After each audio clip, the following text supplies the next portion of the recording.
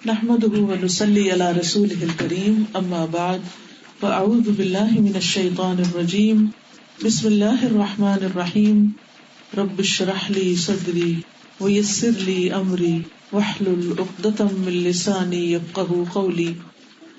انسان ہونے کے ناطے ہم سب کسی نہ کسی طرح اللہ سبحانہ تعالیٰ کی نافرمانی کے کام کر جاتے ہیں، یعنی دوسرے لفظوں میں ہم سب سے گناہ ہو جاتے ہیں.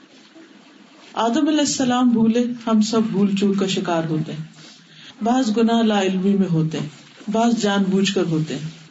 لیکن جب انسان سے کوئی غلطی ہوتی ہے تو یہ ایسے ہی ہے جیسے اس نے کوئی بیج بویا، اور جب وہ کوئی بیج بوتا ہے تو اس کا کوئی نہ کوئی درخت یا پودا ضرور نکلتا ہے. اور جب وہ پودا نکلتا ہے تو پھر اگر اچھا بیج بویا ہو تو اچھے پھل اس سے آتے ہیں، اور اگر خراب بیج بویا ہو یا ایسا بیج ہو کہ جس سے کانٹے اور کڑوے درخت نکلے تو وہ اس کے مطابق ہوتے ہیں. گناہ ایسے ہی ہے جیسے انسان اپنی زندگی میں کانٹے بو رہا اور وہ کانٹے خود اسی کو چبھتے ہیں، اسی کو نقصان دیتے ہیں. یہ ایک کتاب ہے دوائے شافی. آپ میں سے کئی لوگوں نے اس کا نام سنا ہوگا اور کچھ لوگوں نے اسے شاید پڑھ بھی رکھا ہو. یہ کتاب بہت تفصیل کے ساتھ اس موضوع کو ڈسکس کرتی ہے کہ گناہوں کے اثرات انسان کی زندگی پر کس کس شکل میں پڑتے ہیں. کیونکہ جب انسان غلط کام کرتا ہے تو بعض اوقات اس کو احساس نہیں ہوتا کہ اس کا کوئی نقصان بھی ہوگا. مثلاً اگر ہم کوئی ایسی غذا کھا لیں جو ہمیں سوٹ نہ کرتی ہو، ہم اس سے الرجک ہو، تو اس کا فوری ری ایکشن سامنے آ جاتا ہے، تو ہم آئندہ دوبارہ اس غذا کو کھانے سے پرہیز کرتے ہیں. لیکن بعض اوقات ایسا ہوتا ہے کہ کسی گناہ کا یا کسی کام کا فوری نتیجہ انسان کے سامنے نہیں آتا، جس کی وجہ سے وہ بار بار اس چیز کو یا اس غلطی کو دہراتا رہتا ہے. اس لیے بہت ضروری ہے کہ ہم ان چیزوں کو جو ہمیں نقصان دینے والے ہیں ان سے بچنے والے ہوں. یہ کتاب اگر آپ پڑھیں تو اس سے بہت ہی فائدہ ہوگا. اس کتاب کے اندر انہوں نے بہت تفصیل کے ساتھ بتایا ہے کہ نقصان کیا کیا ہوتا ہے. یعنی جب انسان اللہ سبحانہ تعالیٰ کی نافرمانی کا کوئی کام کرتا ہے تو اس کا کیا نقصان ہوتا ہے. اس میں مثلاً ایک نقصان انہوں نے یہ بتایا ہے کہ گناہ کا ایک اثر یہ بھی ہے کہ انسان کی روزی اور رزق میں تنگی ہو جاتی ہے، یعنی انسان کا رزق تنگ ہو جاتا ہے. اور یہ بات ایک صحیح حدیث سے ثابت ہے کہ ان العبد لَيُحْرَمُ الرِّزْقَ بِالذَّنبِ يُصِيبُهُ، کہ بندہ اپنے ارتکاب گناہ سے روزی اور رزق سے محروم ہو جاتا ہے. یعنی کوئی نعمت اس کو ملنے والی ہوتی ہے لیکن گناہ کی وجہ سے وہ نعمت اس سے دور چلی جاتی ہے. پھر اسی طرح یہ امام ابن القیم الجوزیہ کی کتاب ہے. یہ لکھتے ہیں کہ گناہوں کا ایک اثر یہ بھی ہے کہ گناہگار کو لوگوں سے وحشت ہو جاتی ہے، خاص طور پر ایسے لوگوں سے جو اسے دین کی طرف بلا رہے ہیں، ان سے وہ گھبرانے لگتا ہے. پھر اسی طرح ایک اور اثر لکھتے ہیں کہ گناہوں کا ایک اثر یہ بھی ہے کہ گناہگار کے معاملات میں طرح طرح کی مشکلات اور دشواریاں پیدا ہو جاتی ہیں. یعنی اس کے کاموں میں رکاوٹ پیدا ہونے لگتی ہے اور ہر دروازہ اس کو بند محسوس ہونے لگتا ہے. پھر گناہوں کا ایک اثر یہ بھی ہے کہ نافرمان آدمی اپنے دل میں ایک خطرناک اندھیرا محسوس کرتا ہے، یعنی غم کا اندھیرا کہہ لیں یا ڈپریشن کا اندھیرا، کہ اس کے دل کے اندر ایک عجیب سی تاریکی ہوتی ہے. پھر کہتے ہیں کہ یہ تاریکی اتنی بھاری ہو جاتی ہے کہ اس انسان کی آنکھوں سے ظاہر ہونے لگتی ہے، اس کے چہرے پہ وحشت طاری ہونے لگتی ہے، اور چہرے پر جو نیکی کا ایک نور ہوتا ہے یا روشنی ہوتی ہے وہ ختم ہو جاتی ہے. پھر اسی طرح گناہوں کا ایک اثر یہ ہے کہ اس سے دل کمزور پڑ جاتا ہے، جسم کمزور پڑ جاتا ہے. یعنی دل کی کمزوری کیا ہے کہ پھر انسان کے اندر خوف پیدا ہونے لگتا ہے، فکر فاقہ اس کو گھیر لیتا ہے. اور بعض اوقات انسان جسمانی طور پر مضبوط بھی ہوتا ہے، لیکن جیسے قرآن مجید میں منافقین کے بارے میں آتا ہے کہ یحسبون کل صیحۃ علیہم، کہ ہر چیخ کو یا ہر خوفناک آواز کو وہ اپنے خلاف سمجھتے ہیں، یعنی ہر چیز سے ڈرنے لگ جاتے ہیں. پھر کہتے ہیں کہ گناہوں کا ایک نقصان یہ بھی ہوتا ہے کہ انسان اللہ تعالیٰ کی اطاعت سے رک جاتا ہے. اللہ کی فرما برداری کرنے کو دل نہیں چاہتا، نماز کو دل نہیں چاہتا، قرآن پڑھنے کو دل نہیں چاہتا، ذکر کرنے کو دل نہیں چاہتا، یہ بھی دراصل گناہوں کے اثرات کی وجہ سے ہوتا ہے، اس کی رکاوٹ کی وجہ سے. پھر کہتے ہیں کہ گناہوں کی ایک تاثیر یہ بھی ہے کہ انسان کی عمر کو تباہ کر دیتے ہیں، زندگی میں کوئی برکت نہیں رہتی، کوئی اچھا کام انسان سے سرزد نہیں ہوتا، اور بعض اوقات جو کرتا ہے اس کا کوئی نتیجہ سامنے نہیں آ رہا ہوتا. پھر اسی طرح کہتے ہیں کہ بعض گناہ انسان کی زندگی کو بھی کم کر دیتے ہیں، برکت تو کم ہوتی ہے، زندگی کو بھی کم کر دیتے ہیں، جیسے روزی کم ہو جاتی ہے. اور کم ہونے کا مطلب یا تو سالوں کی کمی ہے، یا مدت کی کمی، یا پھر یہ ہے کہ ایسی زندگی ہر خیر سے کم ہوتی، اس میں کوئی خیر نہیں ہوتی، کوئی بھلائی کے کام نہیں ہوتے. پھر اسی طرح گناہوں کا ایک اثر یہ بھی ہوتا ہے کہ انسان گناہ پر گناہ کرنے لگتا ہے. وہ یہ سوچتا ہے کہ اب جاننا میں تو جانا ہی ہے، تو اس لیے کچھ اور بھی کر لو.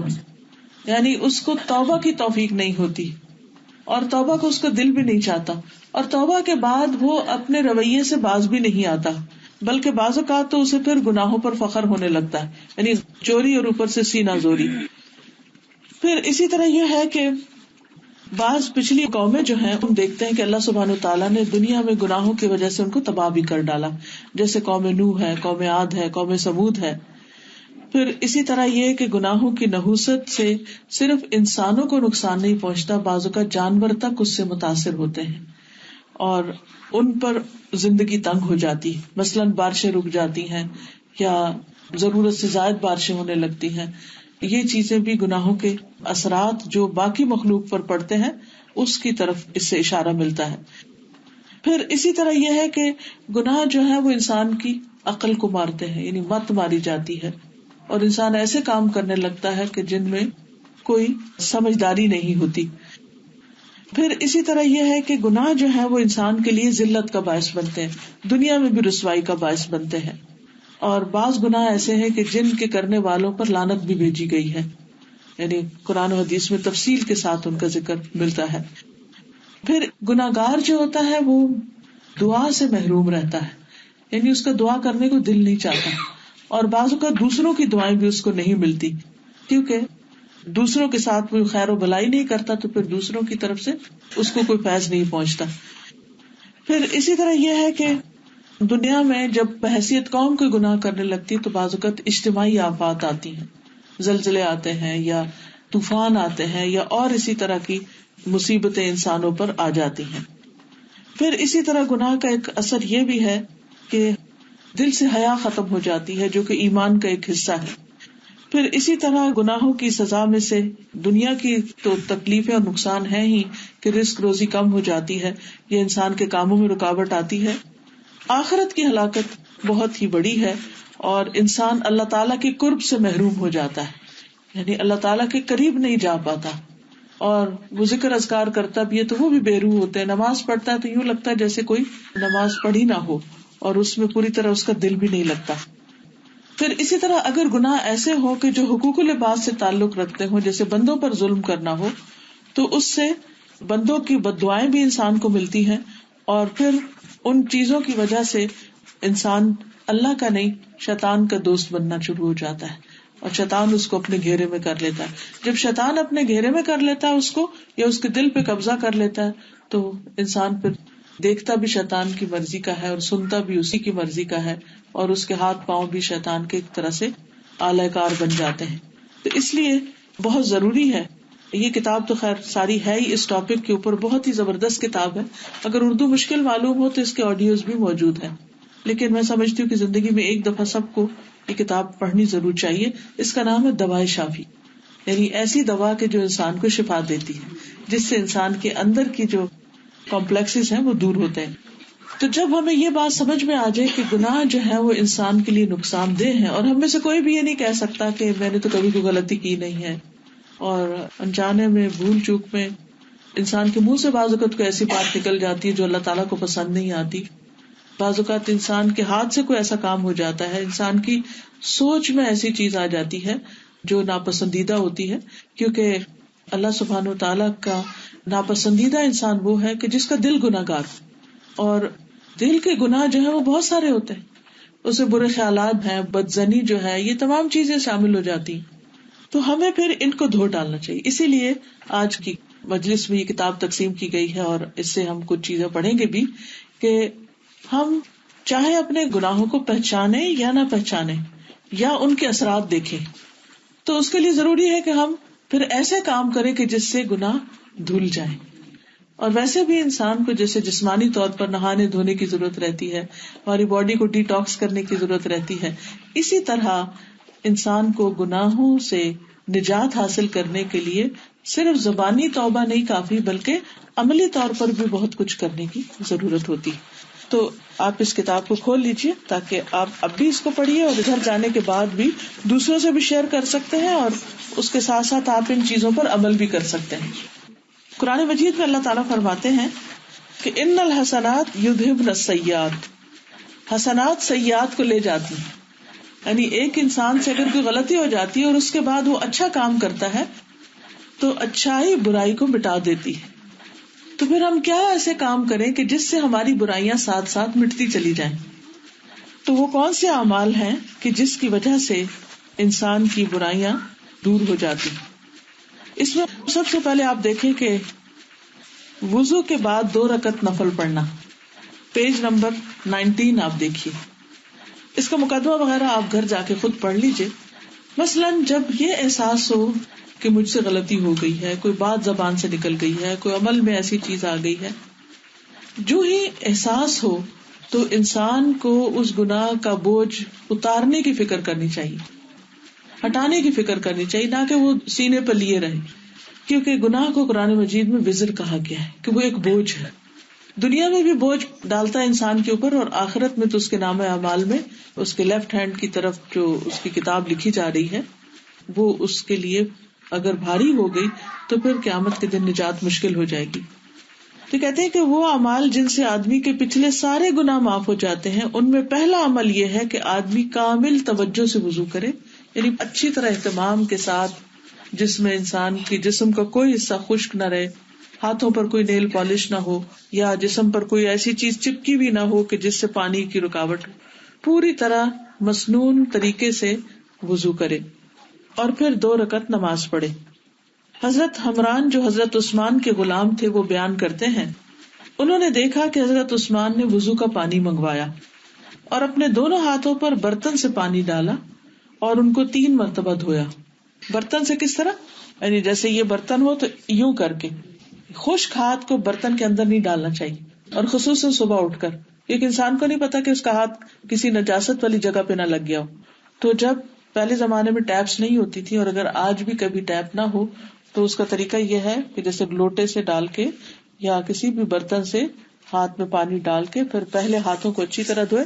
جب ہاتھ دھل جائے تو پھر بے شک پانی چلو بھر کے بھی کلی اور ناک میں پانی اور منہ وغیرہ باقی کام کر سکتا ہے. تو حضرت عثمان رضی اللہ تعالیٰ عنہ نے پانی برتن سے انڈیلا، 3 مرتبہ ہاتھ کو دھویا، 1 مرتبہ دھویا، پھر دوسری دفعہ دھویا، پھر تیسری دفعہ. یہ نہیں کہ صرف 3 دفعہ مل دیا، نہیں، 3 دفعہ لے کے 3 دفعہ دھویا. پھر اپنا دایاں ہاتھ پانی کے اندر ڈالا، اس کے بعد کلی کی اور ناک میں پانی چڑھایا اور ناک کو جھاڑا. پھر 3 مرتبہ چہرہ دھویا، ہاتھوں کو کوہنیوں تک 3 مرتبہ دھویا، پھر اپنے سر کا مسح کیا. پھر اس کے بعد ہر پاؤں 3 بار دھویا، یعنی الگ الگ 3 بار. اب اگر ٹیپ میں بھی آپ دھوئے تو 3 دفعہ کم از کم پاؤں کو آگے بڑھائیں پانی کے نیچے، تاکہ 3 دفعہ کا عمل پورا ہو جائے. پھر فرمایا، میں نے نبی صلی اللہ علیہ وسلم کو دیکھا وضو کرتے ہوئے، آپ نے میرے اس وضو جیسا وضو کیا، یعنی وہ ایک عملی طور پر سنت کو زندہ کر رہے تھے. اور فرمایا، جو کوئی میرے اس وضو کی طرح وضو کرے، یعنی درست وضو کرے، پھر 2 رکعتیں تحیۃ الوضو کی پڑھے اور ان میں اپنے دل میں مختلف خیالات لے کر نہ آئے، یعنی ادھر ادھر کی کہانیاں نہ سوچے، لوگوں کے بارے میں نہ سوچے، گھر کے کاموں کے بارے میں نہیں سوچے اور باتیں نہیں سوچے، تو اللہ تعالیٰ اس کے پچھلے گناہ معاف کر دے گی. یعنی یہ اتنا بڑا کام ہے، بظاہر چھوٹا سا لگ رہا ہے، لیکن 2 شرائط ہیں بڑی. ایک تو یہ کہ وضو بالکل صحیح ہو، اور دوسرے یہ کہ نماز بھی پورے خشوع سے پڑھی گئی ہو اور اس میں کوئی اور بات نہ سوچی جائے. یعنی پورا جہاد کرنا پڑتا ہے انسان کو کہ ادھر ذرا سا غافل ہوتا تو فوراً شیطان خیال ڈال دیتے، پھر اس کو جھٹکے، پھر جھٹکے، پھر جھٹکے، پھر جھٹکے. اور پوری طرح یکسوئی کے ساتھ نماز پڑھ لے. اور یہ ایک طرح سے صلاۃ التوبہ ہے. اللہ تعالیٰ سے انسان توبہ کر لے تو اللہ تعالیٰ اس کے گناہ معاف کر دے. کیونکہ کتنی دفعہ ایسا ہوتا ہے کہ ہمارے گناہ ہمیں پریشان کیے رکھتے ہیں, اندر سے ہمیں ہلائے رکھتے ہیں اور بار بار اٹھ کے آتے رہتے. کبھی رات کو نیند نہیں آتی, کبھی خوابوں میں ایسی چیزیں نظر آنے لگتی ہیں, کبھی بظاہر, جیسے کہ ایک عالم نے کہا تھا کہ جب میں کوئی گناہ کرتا ہوں تو اس کا اثر اپنی بیوی اور سواری میں پاتا ہوں کہ وہ میرے نافرمان ہو جاتے ہیں. بیوی بات نہیں مانتی یا بچے بات نہیں مانتے, گاڑی خراب ہو جاتی ہے, گاڑی میں کوئی مسئلہ ہو جاتا ہے. یہ بھی گناہوں کے اثرات میں سے ایک اثر ہوتا ہے. تو اس کے لیے انسان اگر دیکھے کہ کوئی اس قسم کی رکاوٹیں آ رہی ہیں کسی بھی کام میں تو یہ عمل دہرائے. کچھ مشکل نہیں, زیادہ زیادہ 10 منٹ لگ جائیں گے, 15 منٹ لگ جائیں گے, لیکن انسان اپنا بوجھ اتار لے. آپ دیکھیے کہ ڈائٹنگ کے لیے لوگ اپنے جسم کے بوجھ اتارنے کے لیے کتنی مشقت کرتے ہیں, کتنے مہینے لگاتے ہیں. اور یہاں تو گناہوں کا بوجھ اتارنا ہے, چند منٹ کی بات ہے. بس پورے اخلاص کے ساتھ انسان اللہ تعالیٰ سے دعا کرے. ایک اور روایت میں آتا ہے کہ حضرت عثمان جب وضو کر چکے تو کہنے لگے, میں تم کو ایک حدیث سناتا ہوں. اگر قرآن کی ایک آیت نہ ہوتی تو میں تم کو حدیث نہ سناتا. میں نے نبی صلی اللہ علیہ وسلم کو فرماتے ہوئے سنا, جو شخص اچھی طرح وضو کرے اور اس کے بعد نماز پڑھے, کوئی فرض نماز, تو جتنے گناہ اس نماز سے دوسری نماز تک پڑھنے کے ہوں گے وہ بخش دیے جائیں گے, یعنی 2 نمازوں کے بیچ میں. تو اس سے یہ پتہ چلتا ہے کہ کسی خاص گناہ کے لیے الگ نفل بھی پڑھے جا سکتے ہیں, ورنہ اگر ہر نماز انسان اس طرح پڑھ لے کہ وضو بھی ٹھیک ہو اور توجہ بھی ہو تو انشاءاللہ پچھلی نماز سے اس نماز تک کے بیچ میں کوئی غلطی ہوگی تو وہ ساتھ ساتھ دھلتی چلی جائے گی, اور آخر میں اللہ تعالیٰ کے پاس جب انسان پہنچے گا تو پاک صاف ہو کر پہنچے گا انشاءاللہ. اور وہ آیت کون سی تھی کہ جس کی وجہ سے انہوں نے یہ حدیث سنائی کہ ان الذین یکتمون ما انزلنا من البینات والہدی من بعد ما بیناہ للناس فی الکتاب اولئک یلعنہم اللہ ویلعنہم اللاعنون. بے شک جو لوگ چھپاتے ہیں ان چیزوں کو جو ہم نے نازل کی روشن دلیلوں اور ہدایت میں سے, اس کے بعد کہ ہم نے اپنی کتاب میں انہیں لوگوں کے لیے کھول کر بیان کر دیا, یہی وہ لوگ ہیں کہ جن پر اللہ تعالیٰ کی لعنت ہے اور لعنت کرتے ہیں ان پر لعنت کرنے والے. یعنی حق کو چھپانے والے یا خیر اور بھلائی کی بات پڑھ کر اسے دوسروں تک نہ پہنچانے والے جہاں کہ ان کو پہنچانا چاہیے. یعنی یہ اللہ سبحانہ وتعالیٰ نے اہل علم پر لازم کیا ہے کہ وہ جو اچھی باتیں پڑھیں وہ دوسروں تک بھی پہنچائیں تاکہ وہ لوگ بھی عمل کر سکے. مثلاً اب یہ بات آپ نے پڑھ لی, اب کتاب آپ کے پاس ہے, یہ حدیث آپ جا کے اوروں سے بھی شیئر کریں تاکہ ان کے بھی بوجھ اترے. پھر اس کے بعد سورۃ الفاتحہ کے بعد آمین کہنا, پیج نمبر 25 ہے. حضرت ابو ہریرہ سے روایت ہے کہ نبی صلی اللہ علیہ وسلم نے فرمایا, جب امام آمین کہے تو تم بھی آمین کہو, کیونکہ جس کی آمین فرشتوں کی آمین سے مل جائے, جس کی آمین فرشتوں کی آمین سے مل جائے اس کے اگلے پچھلے گناہ معاف کر دیے جائیں گے. ابن شہاب کہتے ہیں کہ رسول اللہ صلی اللہ علیہ وسلم بھی آمین کہا کرتے تھے. آمین کا مطلب ہوتا ہے کہ اے اللہ تو اس دعا کو قبول فرما لے. حضرت ابو ہریرہ کہتے ہیں کہ رسول اللہ صلی اللہ علیہ وسلم نے فرمایا, جب تم میں سے کوئی آمین کہے تو فرشتے آسمان پر آمین کہتے ہیں, یعنی جب تم یہاں آمین کہتے تو وہ وہاں آمین کہتے ہیں. اور اگر بندوں کی آمین فرشتوں کی آمین سے مل جائے, یعنی ایک ہی آواز میں ہو, ایک ہی وقت میں ہو, تو اس کے اگلے پچھلے گناہ معاف کر دیے جاتے ہیں. پھر اسی طرح سمع اللہ لمن حمدہ کا جواب دینا, جس میں ایک شخص نے پڑھا تھا نا, ربنا ولک الحمد حمدا کثیرا طیبا مبارکا فیہ, تو آپ صلی اللہ علیہ وسلم نے فرمایا کہ کس نے پڑھا ہے کہ 30 سے زیادہ فرشتے لپکے ہیں ان کلمات کے اجر کو اٹھانے کے لیے, کہ ہر ایک چاہتا تھا کہ میں آگے بڑھ کر اس کو لے لوں. تو اس میں اللہ تعالیٰ کی حمد کثیر بھی ہے. اور ویسے بھی آپ دیکھیے کہ نماز ساری کی ساری انسان کے گناہوں کو دھو ڈالنے والی ہے اور انسان کو اللہ تعالیٰ کے قریب کرنے والی ہے. تو اس لیے کسی بھی قیمت پر نماز سے سستی نہیں کرنی چاہیے, غفلت نہیں برتنی چاہیے. جاب وغیرہ کی وجہ سے بھی نماز نہیں چھوڑنی چاہیے, کیونکہ یہ ہمارے دین کی پہچان ہے. پھر اسی طرح کامل توجہ سے جمعہ ادا کرنے والا, پیج نمبر ہے 28. حضرت سلمان فارسی کہتے ہیں کہ رسول اللہ صلی اللہ علیہ وسلم نے فرمایا, جو آدمی جمعہ کے دن غسل کرے اور جہاں تک صفائی کر سکتا ہو صفائی کرے, یعنی بدن کی صفائی, اور اپنے تیل میں سے تیل لگائے یا اپنے گھر والوں کی خوشبو میں سے لگا لے, پھر نماز کے لیے نکلے، مسجد میں آئے اور پہلے سے بیٹھے ہوئے 2 آدمیوں کے درمیان نہ گھسے، یعنی ان کو ڈسٹرب نہ کرے. پھر جتنی نماز اس کے مقدر میں ہے پڑھے، یعنی سنت، نوافل وغیرہ. اور جب امام خطبہ پڑھتا ہے اس وقت خاموش رہے، یعنی بات نہ کرے خطبے کے دوران. تو اس جمعہ سے لے کر دوسرے جمعہ تک کے اس کے گناہ بخش دیے جاتے ہیں. یہ بھی ایک بہت ہی بڑی سعادت کی بات ہے. تو ایک نماز سے دوسری نماز تک، اور دوسرے ایک جمعے سے دوسرے جمعے تک. تو اس میں اپنے بچوں کو بھی آپ سکھا سکتے ہیں کہ کس طرح وہ جمعے کے لیے جائیں، جلدی جانے کی کوشش کریں، پھر جا کر مسجد کے نوافل پڑھیں، اور اس کے بعد یہ کہ خاموشی کے ساتھ بیٹھیں.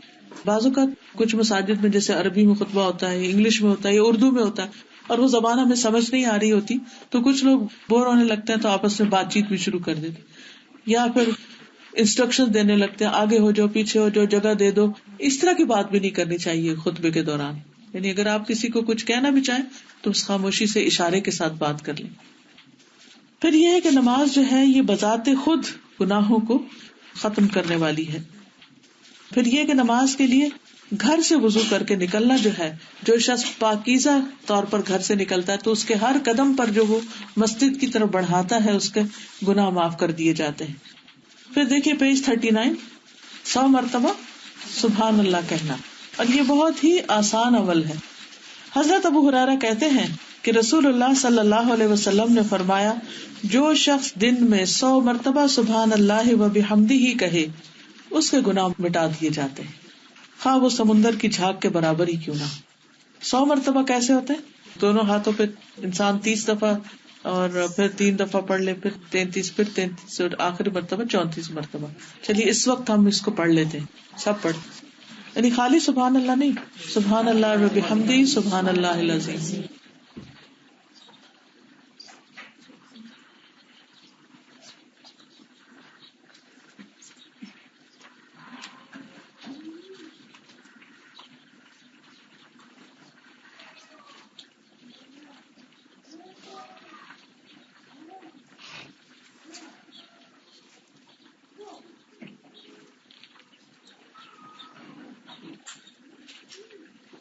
کیسا لگا؟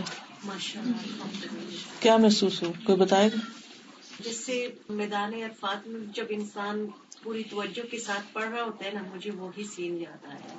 اور بہت سارے لوگ اکٹھے ایک ہی وقت میں ایک ہی کام کر رہے، ورنہ گھر میں کیا ہوتا ہے، آپ پڑھ رہے ہیں، وہ ٹی وی دیکھ رہے ہیں یا کوئی اور کچھ کر رہا ہے، تو وہ ماحول نہیں بنتا. کوئی اور بتائے گا کیا محسوس ہوا؟ سکون آ گیا، سکون آ گیا، ایسے نیند آنے لگی مجھے. جی ضرور.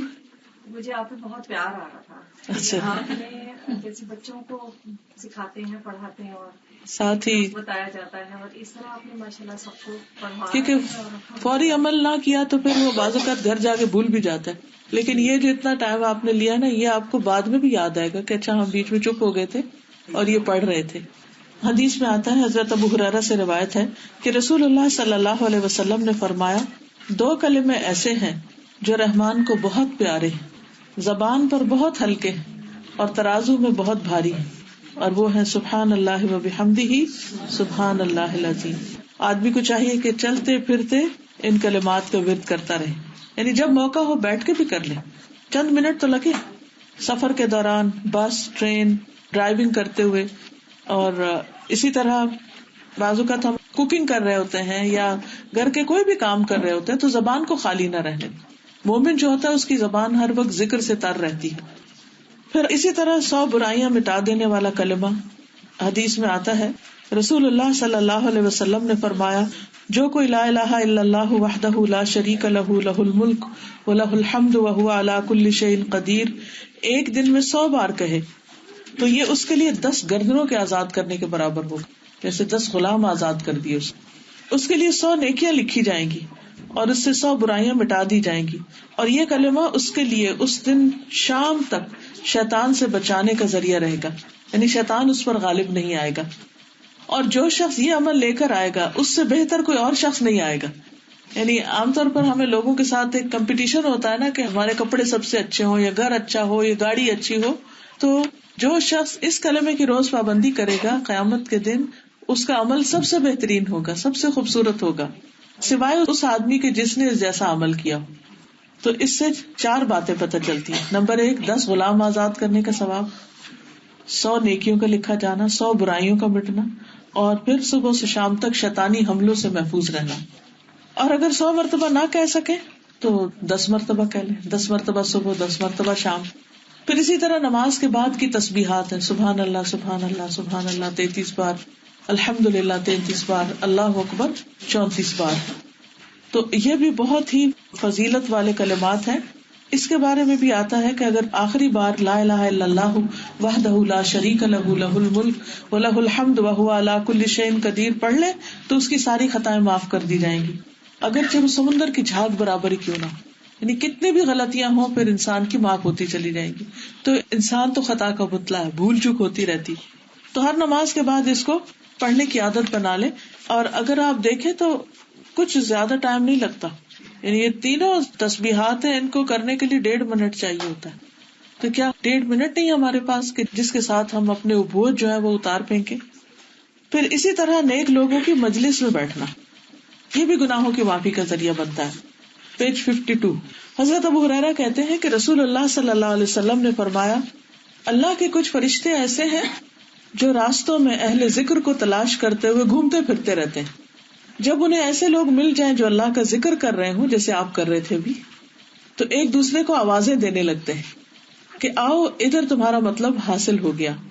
یعنی اللہ کی یاد کرنے والے مل گئے ہیں جن کی تلاش میں تھے. تو آپ صلی اللہ علیہ وسلم نے فرمایا، سو وہ انہیں اپنے پروں کے ساتھ آسمان دنیا تک گھیر لیتے ہیں. تو رب تعالیٰ ان سے پوچھتے ہیں، حالانکہ وہ ان سے زیادہ ہر ایک بات کو جانتے ہیں، کہ میرے بندے کیا کہتے ہیں. فرشتے کہتے ہیں تیری پاکیزگی، تیری بڑائی، تیری تعریف اور تیری بزرگی بیان کر رہے ہیں. آپ نے فرمایا، اللہ تعالیٰ فرماتے ہیں، کیا انہوں نے مجھے دیکھا ہے؟ یعنی اللہ تعالیٰ کو دیکھا ہے؟ وہ کہتے ہیں، قسم ہے تیری ذات پاک کی، انہوں نے تجھ کو نہیں دیکھا. اس وقت اللہ تعالیٰ فرماتے ہیں، اگر وہ مجھ کو دیکھ لیں تو ان کا کیا حال ہو. فرشتے کہتے ہیں، پھر تو اس سے بھی زیادہ تیری عبادت کرتے، یعنی اور بھی شوق سے کرتے، تیری بڑائی بیان کرتے، تیری تسبیح کرتے. اللہ تعالیٰ فرماتا ہے، تو وہ مجھ سے کیا مانگتے ہیں؟ فرشتے کہتے ہیں، وہ جنت کا سوال کرتے ہیں. اللہ تعالیٰ فرماتے ہیں کہ انہوں نے جنت کو دیکھا ہے. فرشتے عرض کرتے ہیں، تیری ذات کی قسم انہوں نے جنت کو نہیں دیکھا. اللہ تعالیٰ فرماتے ہیں، اگر وہ جنت کو دیکھ لیتے تو کیا ہوتا؟ وہ کہتے ہیں کہ اگر وہ اسے دیکھ لیں تو اس سے زیادہ حرص کریں اور اس سے بڑھ کر اسے طلب کریں، یعنی وہ جنت کا سوال بہت زیادہ کریں. آپ دیکھیے، دنیا میں جس چیز کی ہمیں حرص ہوتی ہے، کوئی خوبصورت چیز ہمیں نظر آ جاتی تو ہم دعائیں مانگنے لگتے کہ یا اللہ بس یہ مجھے مل جائے، یا کوشش کرنے لگتے ہیں.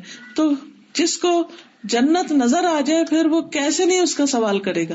تو ہمیں اللہ اور اس کے رسول صلی اللہ علیہ وسلم کے وعدوں پر یقین کرتے ہوئے جنت کو جیسی وہ ہے اور جو ہمیں اس کے مناظر بتائے گئے ہیں ان کو دیکھ کر ان کا شوق رکھتے ہوئے خوب اچھی طرح دعا کرنی چاہیے.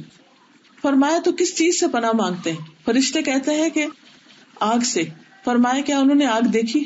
وہ کہتے نہیں، تیری ذات کی قسم انہوں نے اسے دیکھا نہیں. فرمایا، اگر دیکھ لیں تو کیا حال؟ فرشتے کہتے ہیں، اگر وہ اسے دیکھ لیں تو اور زیادہ اس سے بھاگے اور اس سے اور زیادہ ڈرے. اللہ تعالیٰ فرماتے ہیں، تو میں تمہیں گواہ بناتا ہوں کہ میں نے انہیں بخش دیا.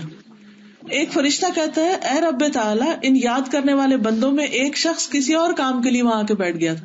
یعنی وہ اس مجلس میں شریک ہونے کے لیے نہیں آیا تھا، ویسے ہی جا رہا تھا تو اس نے دیکھا کچھ لوگ یہاں بیٹھے تو وہ بھی آ کے بیٹھ گیا، تو وہ ان میں شریک نہیں تھا. اللہ تعالیٰ فرماتے ہیں، یہ ایسے بندے ہیں جن کے پاس بیٹھنے والا بھی بد نصیب نہیں ہوگا. یعنی ایسی مجلس میں جا کر اگر کوئی بیٹھ جائے تو کچھ نہ کچھ ضرور لے کر اٹھے گا. حضرت ابو ہریرہ کہتے ہیں کہ رسول اللہ صلی اللہ علیہ وسلم نے فرمایا، کوئی قوم کسی ایسی مجلس میں نہیں بیٹھتی جس میں وہ اللہ کا ذکر کرتے ہوں مگر انہیں فرشتے گھیر لیتے ہیں اور رحمت ڈھانپ لیتی، اور اللہ تعالیٰ ان کا ذکر ان فرشتوں میں کرتے ہیں جو ان کے پاس ہوتے ہیں. یعنی اللہ تعالیٰ ایسے لوگوں کو ہم سے بہتر جماعت میں ذکر کرتے ہیں. پھر ایک اور حدیث میں آتا ہے، اللہ تعالیٰ فرماتے ہیں، میں اپنے بندے کے ساتھ اس کے گمان کے مطابق ہوتا ہوں اور میں اس کے ساتھ ہوتا ہوں جب مجھے یاد کرے. سو اگر وہ مجھے اپنے آپ میں یاد کرے، یعنی دل میں یاد کرے، تو میں اسے اپنے آپ میں یاد کرتا ہوں. اور اگر وہ کسی جماعت میں میرا ذکر کرے تو میں اس سے بہتر جماعت میں اس کا ذکر کرتا ہوں. اگر وہ ایک بالش میرے قریب ہو تو میں ایک ہاتھ اس کے قریب ہوتا ہوں. اگر وہ ایک ہاتھ میرے قریب ہو تو میں 2 ہاتھ پھیلانے کے برابر اس کے قریب ہوتا ہوں. اور اگر وہ میرے پاس چل کر آئے تو میں اس کے پاس دوڑ کر آتا ہوں. پھر ہے پیج 56، گناہ کے بعد فوراً اللہ کی طرف رجوع کرنا، یعنی دیر نہیں کرنی چاہیے. کہ اچھا بوڑھے ہوں گے تو حج پہ جائیں گے، یا پھر رمضان آئے گا، یا پھر کسی وقت کر لیں گے، ابھی تو جوانی ہے، ابھی تو لوگوں کا ڈر ہے، اس لیے ہمیں ویسی زندگی بسر کرنی ہے جیسے لوگ چاہتے ہیں. اللہ تعالیٰ ہمیں اس سے دور نہ کرے اور اس سے محروم نہ کرے. پھر لوگوں سے تکلیف کو دور کرنا، یہ بھی گناہوں کی معافی کا ذریعہ. ابھی تک تو عبادت کے کام تھے، ابھی کچھ پریکٹیکل کام بھی ہے کہ اور کیا کر سکتے ہیں. 61 پیج ہے. رسول اللہ صلی اللہ علیہ وسلم نے فرمایا، ایک شخص راستے میں جا رہا تھا، اس نے راہ میں کانٹوں والی ایک شاخ دیکھی تو اسے راستے سے ہٹا دیا. اللہ تعالیٰ نے اس کی نیکی کی قدردانی کی اور اسے بخش دیا. ایسی جگہ گاڑی نہ پارک کریں جہاں پر لوگوں کو تکلیف ہو، یا ان کے روڈ بلاک ہو جائے، یا ان کا گراج بلاک ہو جائے، یا کوئی بھی چیز ایسی نہیں پھینکنی چاہیے کہ جس سے کوئی ٹکرا جائے یا گر جائے یا ان کو تکلیف پہنچے. ایک اور حدیث میں آتا ہے، حضرت ابو ہریرہ کہتے ہیں کہ رسول اللہ صلی اللہ علیہ وسلم نے فرمایا، میں نے جنت میں ایک شخص کو گھومتے پھرتے دیکھا. اس کا عمل اتنا تھا کہ اس نے ایک درخت کو راستے سے کاٹ دیا تھا جو راستے میں ہونے کی وجہ سے آنے جانے والے لوگوں کو تکلیف دیتا تھا، بس وہ ہٹا دیا تھا. تو کسی کی تکلیف دور کرنا کسی بھی قسم کی ہو، چھوٹی ہو بڑی ہو، اور اس بات کا انتظار نہ کرنا کہ کوئی کہے گا تو میں کروں گا، نہیں، جو اس کے بس میں ہے وہ کر لے تو اللہ سبحانہ وتعالیٰ اس کے گناہ معاف کر دیں گے. حضرت ابو ہریرہ کہتے ہیں رسول اللہ صلی اللہ علیہ وسلم نے فرمایا، جو شخص کسی مومن سے دنیا کی تنگیوں میں سے کوئی تنگی دور کر دے گا، اللہ تعالیٰ اس سے آخرت کی تنگیوں میں سے کوئی تنگی دور فرمائیں گے. اور جو شخص کسی تنگ دست پر آسانی کرے گا، اللہ تعالیٰ اس پر دنیا اور آخرت میں آسانی فرمائیں گے. اور جو شخص کسی مسلمان کی پردہ پوشی کرے گا، یعنی اس کے عیب ڈھانپ دے گا، اللہ تعالیٰ دنیا اور آخرت میں اس کی پردہ پوشی فرمائیں گے. اور اللہ تعالیٰ بندے کی مدد میں رہتے ہیں جب تک بندہ اپنے بھائی کی مدد میں رہتا ہے. آپ دوسروں کے کام آؤ، اللہ سبحانہ و تعالیٰ آپ کے کام بنائے گا. لیکن اگر خود غرض زندگی بسر کی کہ صرف اپنے مطلب کی اور اپنے فائدے کی، تو پھر بندے بھی کام نہیں آئیں گے اور اللہ کی طرف سے بھی وہ مدد حاصل نہیں ہوگی. اور جو کوئی آدمی ایسے راستے پہ چلا کہ وہ اس میں علم حاصل کرتا ہے، علم کی تلاش میں ہوتا ہے، تو اللہ تعالیٰ اس کے لیے جنت کا راستہ آسان فرما دیتے ہیں. حضرت حذیفہ کہتے ہیں کہ میں نے نبی صلی اللہ علیہ وسلم کو فرماتے ہوئے سنا، ایک آدمی مر گیا، اس سے پوچھا گیا تو کیا کرتا تھا، یعنی تیرے پاس کوئی نیکی نہیں؟ وہ کہنے لگا، میں لوگوں سے خرید و فروخت کرتا تھا اور ان پر آسانی یہ کرتا تھا کہ مالدار کو مہلت دیتا اور تنگ دست کو معاف کر دیتا تھا. تو اللہ تعالیٰ نے اس پر یہ آسانی کی کہ اسے معاف کر دیا. یعنی جو دوسروں کے لیے آسانیاں کرے گا، اللہ سبحانہ وتعالیٰ اس کے لیے آسان کر دے گا. پھر تکلیف کے پہنچنے پر صبر کرنے سے بھی گناہ معاف ہوتے ہیں. عبداللہ بن مسعود کہتے ہیں کہ ایک دن میں رسول اللہ صلی اللہ علیہ وسلم کے پاس گیا، آپ بخار میں مبتلا تھے. میں نے اپنے ہاتھ سے آپ کو چھوا اور عرض کی، یا رسول اللہ، آپ تو شدید بخار میں مبتلا. رسول اللہ صلی اللہ علیہ وسلم نے فرمایا، ہاں، مجھے اس قدر بخار ہوتا ہے جتنا تم میں سے 2 آدمیوں کو ہوتا ہے. میں نے کہا، پھر آپ کے لیے تو 2 اجر ہیں. آپ نے فرمایا، ہاں، یعنی جس کی تکلیف زیادہ اس کا اجر بھی زیادہ. پھر فرمایا، کوئی مسلمان ایسا نہیں جس کو تکلیف پہنچی، بیماری یا کوئی اور تکلیف، مگر اللہ تعالیٰ اس کے عوض اس کے گناہ گرا دیتا ہے، جیسے درخت اپنے سوکھے پتے گرا دیتا ہے. ایسے ہی کسی بیماری، دکھ، تکلیف کی وجہ سے سارے گناہ جھڑنے لگتے ہیں. ایک اور جگہ پر آتا ہے کہ گناہ آدم کے بیٹے کی خطاؤں کو یوں دور کر دیتا ہے جیسے بھٹی لوہے کے میل کو دور کر دیتی. نبی صلی اللہ علیہ وسلم نے فرمایا، مسلمان کو کوئی دکھ پہنچے یا تکلیف آئے، رنج آئے، غم آئے یا کوئی صدمہ اور ایذا پہنچے، یہاں تک کہ ایک کانٹا بھی چبھ جائے، تو ہر چیز کے عوض اللہ تعالیٰ اس کے گناہ دور کر دیتا ہے. کیونکہ بعض اوقات کوئی چھوٹی سی تکلیف آتی ہے نا تو ہم اس میں مایوس ہونے لگتے ہیں. کوئی بیماری آ جائے تو مایوس ہونے لگتے ہیں، یا کوئی اور کام آ جائے، بوجھ ہو کسی بھی چیز کا، تم سمجھتے ہیں کہ بس اب تو دس اینڈ آف لائف. پریشان نہیں ہونا چاہیے، اس موقع کو اجر کمانے کا ذریعہ سمجھنا چاہیے. حضرت عائشہ کہتی ہے کہ رسول اللہ صلی اللہ علیہ وسلم نے فرمایا، کسی مسلمان کو کانٹا لگے یا اس سے زیادہ کوئی دکھ پہنچے، مثلا انجیکشن لگتا ہے آپ کو، سوئی جاتی ہے جسم، یہ بلڈ دیتے ہیں آپ، تو اللہ تعالیٰ اس کے عوض اس کا ایک درجہ بڑھا دیتے ہیں اور اس سے گناہ مٹا دیتے ہیں. کچھ بیماریوں پر انعامات ہیں، جیسے اگر آنکھیں چلی جائیں تو اس پر جنت کا وعدہ ہے. رسول اللہ صلی اللہ علیہ وسلم فرماتے ہیں کہ اللہ تعالیٰ نے فرمایا، جب میں اپنے بندے کو اس کی 2 پیاری چیزوں کے ذریعے یعنی آنکھوں سے محروم کر کے آزماؤں، بس وہ اس پر صبر کرے تو میں اس کے بدلے اسے جنت دوں گا. یعنی دنیا میں تو تکلیف ہے لیکن اس کا انجام بہت اچھا ہے. جنت جیسی چیز اگر کسی کو مل جائے تو اور کیا چاہیے. پھر اسی طرح مرگی پر صبر, طاعون کی بیماری سے فوت ہونے پر صبر. جس عورت کو بچوں کی وفات سے آزمایا جائے, یعنی اس کے بچے فوت ہو جائیں اس کی زندگی میں, تو ماں کے لیے اس سے بڑا دکھ کوئی نہیں ہوتا, تو اس پر اس کے لیے اجر ہے. وہ قیامت کے دن دوزخ سے اس کے لیے آڑ بن جائیں گے. اسی لیے جب کوئی بیمار ہوتا تو ہم کہتے ہیں لا باس طہور انشاءاللہ, کوئی بات نہیں, یہ بیماری جو ہے وہ گناہوں سے پاکیزگی کا ذریعہ بنے گی. تو یہ جملہ بول دینا جب دوسرے کا حوصلہ بڑھا دیتا ہے کہ تم فکر نہیں کرو, کیونکہ جب تکلیف ہوتی ہے نا تو انسان کمزور پڑتا ہے, جب کمزور پڑتا ہے تو اس کو شیطان پکڑ لیتا ہے اور طرح طرح کے وسوسے ڈال کے اللہ تعالیٰ سے مایوس کرتا ہے. تو اس وقت میں دوسرے کا حوصلہ بڑھانے کی ضرورت ہوتی ہے. پھر اسی طرح جو شخص بیمار کی عیادت کرتا ہے تو اس کے لیے 70,000 فرشتے دعائیں کرتے ہیں. تو یہ بھی بیماروں کی عیادت کرنا بھی گناہوں سے معافی کا ذریعہ ہے. پھر اسی طرح تہجد کے وقت نماز پڑھنا, یوم عرفہ کے دن ساروں کے گناہ معاف ہو جاتے ہیں. پھر رمضان المبارک کے روزے رکھنا, تراویح پڑھنا, یہ گناہوں کی معافی کا ذریعہ ہے. لیلۃ القدر میں قیام کرنا. پھر اسی طرح تقویٰ, اللہ سے ڈرنا. پھر نبی صلی اللہ علیہ وسلم کی اطاعت, جو سنتوں کی پیروی کرے اس کے بھی گناہ معاف کر دیے جاتے ہیں. اور پھر اگر کوئی انسان کبیرہ گناہوں سے بچے تو صغیرہ گناہ معاف کر دیے جاتے ہیں. ان تجتنبوا کبائر ما تنہون عنہ نکفر عنکم سیئاتکم وندخلکم مدخلا کریما. اگر تم بچتے رہو گے ان بڑے بڑے گناہوں سے جن سے تمہیں روکا گیا ہے تو ہم دور کر دیں گے تم سے تمہاری برائیوں کو اور ہم تمہیں عزت کی جگہ میں داخل کریں گے. پھر اسی طرح سچائی کو اختیار کرنا, اس سے بھی گناہ معاف ہوتے ہیں.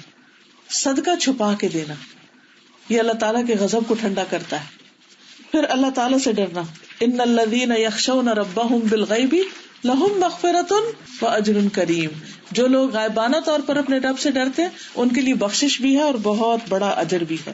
میں امید کرتی ہوں کہ یہ گھر جا کر آپ انشاءاللہ تعالیٰ اس کتاب کو پڑھیں گے, اپنے بچوں سے بھی شیئر کریں گے. جی آپ کچھ کہیں. تو میں سوچی تھی کہ جیسے انسان کے گناہ غلطیاں ہوتی ہیں, برڈن ہوتا ہے نا, جس پہ کو پے کرتا ہے, اچھا کسی کو بتائیں, شیئر کریں. اللہ تعالیٰ نے کتنی ساری ریمیڈیز سکھا دی نا اس برڈن سے, ان چیزوں سے, اور خود ہی جیسے سیلف تھراپی ہے یہ ہمارے لیے. بالکل. اب ہم انشاءاللہ تعالیٰ دعا کر لیتے ہیں کچھ اور اس کے بعد اجازت چاہوں. سبحان اللہ والحمد للہ ولا الہ الا اللہ واللہ اکبر ولا حول ولا قوة الا باللہ العلی العظیم. اللہم صلی علی محمد وعلی آل محمد کما صلیت علی ابراہیم وعلی آل ابراہیم انک حمید مجید. اللہم بارک علی محمد وعلی آل محمد کما بارکت علی ابراہیم وعلی آل ابراہیم انک حمید مجید. ربنا آتنا فی الدنیا حسنۃ وفی الآخرۃ حسنۃ وقنا عذاب النار. ربنا لا تؤاخذنا ان نسینا او اخطأنا. ربنا ولا تحمل علینا اصرا كما حملته على الذين من قبلنا. ربنا ولا تحملنا ما لا طاقة لنا به واعف عنا واغفر لنا وارحمنا انت مولانا فانصرنا على القوم الكافرين. لا الہ الا اللہ وحدہ لا شریک لہ لہ الملک ولہ الحمد وہو علی کل شیء قدیر. یا حی یا قیوم برحمتک استغیث لا حول ولا قوة الا باللہ لا الہ الا انت سبحانک انی کنت من الظالمین. یا رب العالمین یا ارحم الراحمین, ہم نے جو کچھ پڑھا ہے ہمیں اس پر عمل کی توفیق عطا فرما. اللہ ہمارے لیے عمل کی راہیں آسان فرما. اللہ ہماری یہ زندگی تیری اطاعت اور فرما برداری میں گزرے اور ہم تیری نافرمانی کے سارے کاموں سے بچنے والے ہوں. یا اللہ تو ہمیں, ہمارے بچوں کو, رشتہ داروں کو, عزیزوں, دوستوں سب کو اپنی پسند کے کاموں کی توفیق عطا فرما اور تو سب کے گناہ معاف فرما دے. اللہ ہمارے جو عزیز پیارے دنیا سے جا چکے ہیں ان کی بھی بخشش فرما. اللہم اغفر لہم وارحمہم وعافہم واعف عنہم واکرم نزلہم ووسع مدخلہم واغسلہم بالماء والثلج والبرد ونقهم من الخطايا كما ينقى الثوب الأبيض من الدنس اللهم أبدلهم دارا خيرا من دارهم وأهلا خيرا من أهلهم اللهم أدخلهم الجنة وأعذهم من عذاب القبر ومن عذاب النار اللهم إنا نعوذ بك من عذاب القبر ونعوذ بك من عذاب جهنم ونعوذ بك من فتنة المسيح الدجال ونعوذ بك من فتنة المحيا والممات اللهم إنا نعوذ بك من المأثم والمغرم لا حول ولا قوة إلا بالله العلي العظيم اللهم إنا نعوذ بك من جهد البلاء ودرك الشقاء وسوء القضاء وشماتة الأعداء اللهم إنا نسألك من الخير كله عاجله وآجله ما علمنا منه وما لم نعلم ونعوذ بك من الشر كله عاجله وآجله ما علمنا منه وما لم نعلم یا اللہ جو کچھ ہم نے پڑھا ہے ہمیں اس پر عمل کرنے والا بنا. اللہ ہماری بھول چوک اور خطاؤں سے درگزر فرما. اللہ ان گناہوں کو بھی معاف کر دے جو ہم نے انجانے میں کیے اور ان گناہوں کو بھی معاف کر دے جو ہم سے انسانی کمزوری کے تحت ہو. یا رب العالمین تو ہمارے گناہوں کی وجہ سے ہم سے خیر کو نہ روکنا. یا رب العالمین تو ہم سب پر اپنی رحمت نازل فرما, سب کی بیماریاں دور فرما. اللہ جسمانی روحانی تکلیفیں بیماریاں سب دور فرما.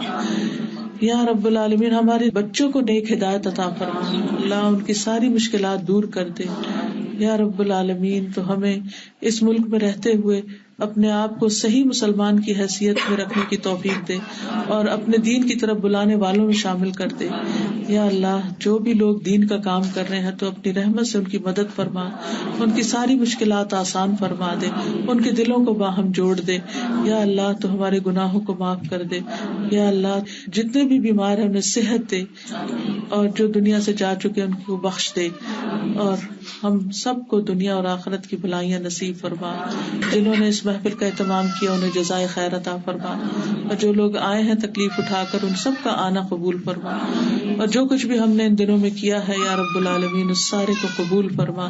ربنا تقبل منا انک انت السمیع العلیم وتب علینا انک انت التواب الرحیم. وصلی اللہ تعالی علی خیر خلقہ محمد وعلی آلہ واصحابہ واہل بیتہ اجمعین برحمتک یا ارحم الراحمین. الہی آمین.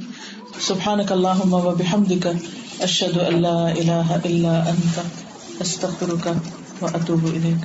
السلام علیکم ورحمۃ اللہ وبرکاتہ.